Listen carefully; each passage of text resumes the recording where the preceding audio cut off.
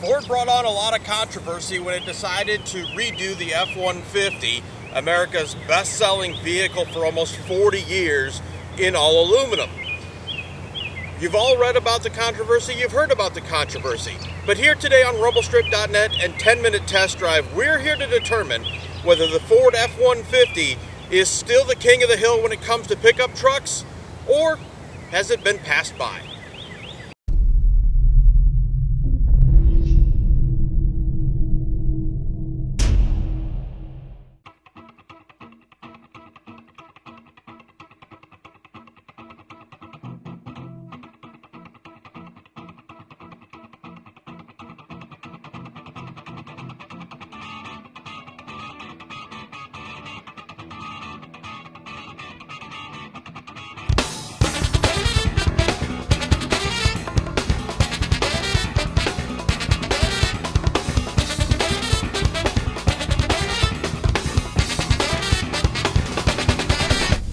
As we said in the open, all the controversy around Ford's F-150 has been well documented.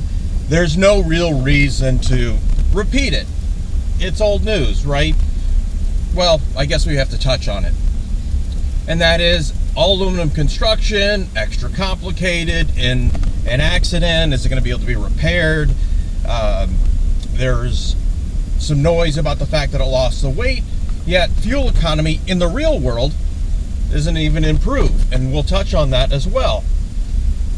But what we want to talk about is, how is it as a truck, which we can talk about some, how is it as an overall vehicle, and does it uphold Ford's F-150 traditions, and will it still be the best-selling vehicle in America as it approaches 40 plus years of doing so. The engineering aside, which is pretty amazing that they were able to pull this off.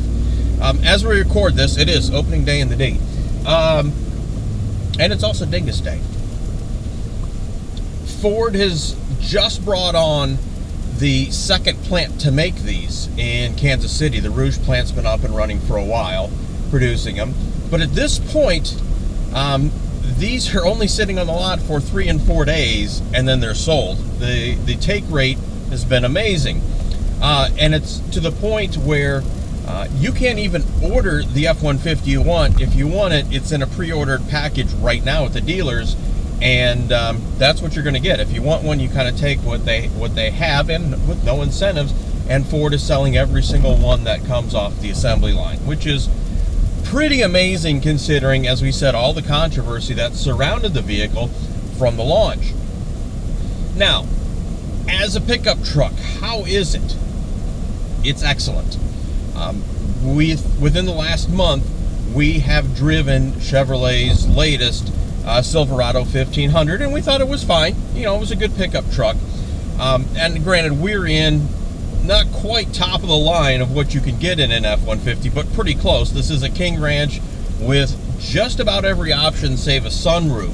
And, it stickers just north of 60,000. 60,400 or 60,600 and some change. Hey, 60 grand. And right now, there's no incentive, so you're sort of paying that. 6 months or a year from now, that may change. And as crazy as that is, there is another trim level up, and that's the Platinum, which can approach $70,000, which is a bit of a head scratcher, but, for those people that want it, it's there. As a vehicle, it's really good. It's comfortable. It's quiet. It rides well. In the configuration we have, full 4 doors, 5.5-foot bed, 145-inch wheelbase. It's surprisingly nimble. You are able to get in and out of tight spaces and parking lots. Even in our crazy neighborhood, which is a very old neighborhood, which it's impossible to get in and out of with a full-size pickup truck, especially if there's people parked on the street, you could do it in this. It wasn't bad at all. So well done to Ford on that, because normally when a half-ton or 3/4-ton trucks come in for review, it's a bit of a, oh boy, it's going to be a fun week just because of our neighborhood. But this one has been has been quite good. Styling in this is obviously very macho. You're not going to mistake it for anything but a full, but a truck.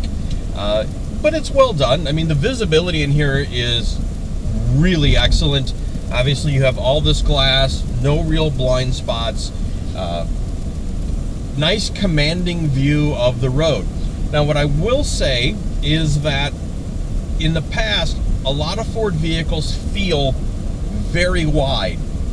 Not only inside, but in some ways that's good because it feels like you have room, and you do, and this one has a wide feel to it. But it's more on the road, it felt like it took up the entire lane, and this F-150 doesn't feel like that so much. And we like that because it's sometimes a little interesting driving in tight areas when you feel like you're kind of overflowing the lane. This one doesn't. So again, Ford has worked on that, I believe, and it makes it much easier, much more enjoyable to drive. Now, the unit that we're driving is the 3.5 EcoBoost carryover, and it provides plenty of power, plenty of pickup. Certainly, if you want to tune it up, there's all kinds of aftermarket stuff that you can do. The tuning, audio-wise, seems to be a little bit better in this, where in the past it's sounded a little bland, really, to be honest with you, and we're trying to find or create a little bit of a gap here in traffic so we can step on the gas and you can hear, and it has more of a V8 kind of sound to it when you step on the gas. So as we're going around a corner and we're on a road where sometimes the cops do hide, so we'll step on it here, and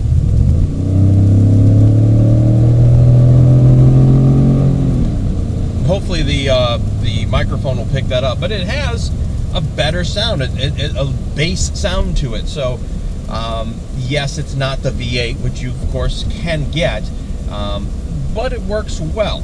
Now, on the flip side, the eco part of EcoBoost we have not experienced. We took this out for 185 miles was the loop, to go shoot an IDPA match, and it was pretty evenly split between 2-lane highway and 4-lane highway to get out to where we went. And our average there and back was 17.8 miles to the gallon. That's not anything special. I mean, it's okay, but it's not what you'd expect of the eco part of an EcoBoost. That is the real world. Now, what the EPA says and what the real world is, hey, two different things.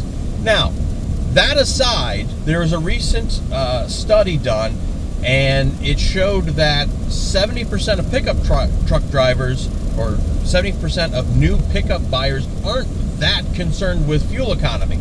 So, it's been made an issue by the media, but perhaps it's not an issue when it comes to the people buying it. If this were ours and we were buying it, we probably would opt to go with the 5-liter V8. It provides similar fuel economy. It's a little better for towing, honestly, and that's again based on real world and actual people towing. But you can make that call for what you like. For us, the 5-liter V8 we think would be the better decision. Now, we didn't get a chance to tow because we're just now into spring and people don't have their boats that we could borrow to tow. Race cars aren't quite ready, so or a few that are, but so tow vehicles and trailers and vehicles aren't readily available. So we didn't get a chance to tow it. But the one big thing that we saw from Ford switching to the aluminum wasn't so much the fuel economy, it was the increased hauling capacity. And therein is where the aluminum really has the advantage and the increased amount that you can tow. This has, of course, all the great doodads, multiple trip computers. You have a huge center display here in the instrument cluster for trip and fuel, for hauling, for trailer towing, for off-road. It's all there in multiple screens, very big, very easy to read. In your center console here, you have new for this year is a full 360-degree camera, which is helpful in getting in some tight spaces, because while you do sit up high, some of the overhangs are kind of interesting to try and see around. So you hit the button, you have a 360 camera, and to slide in and out of parking spaces makes it very easy. The sync system has worked just fine for us, haven't had any problems. We are looking forward to the 3.0 version of sync. That's supposed to be a huge improvement, and that should be coming about 6 to 9 months from now. As far as hauling, 5 people in this, very easy. The back seats flip up, so while we didn't put our dog in there, board requests that we don't put animals in the vehicle, there is a lot of room back there, so even our 200-pound Mastiff could fit back there with plenty of room to spare. 3 people sit back there in a lot of comfort, all kinds of leg room. They even have the heated seats for the rear as well. Being the King Ranch, this has pretty much all your luxury all your luxury items: heated and cooled seats, multi-adjustable seats, dual zone climate control. You have the ability to plug in 110 as well as a 12-volt outlet, plenty of storage in the center console. It's got pretty much all the capacity that you need. So to sum this up, setting all the controversy about this vehicle aside, how is it as a pickup truck? How is it as a daily driver, which is what a lot of people will be using it? The answer to that is it's excellent. Yes, this vehicle has had a lot of controversy, but it's also easy to see why it has won all the awards that it has. It is excellent at just about everything. There are a couple little things here and there that we'd like to see improved from a material standpoint, but they're so minute, it's not that worth talking about that much. I mean, it's got all the crazy luxury you'd ever want, including remote tailgate drop. I mean, really.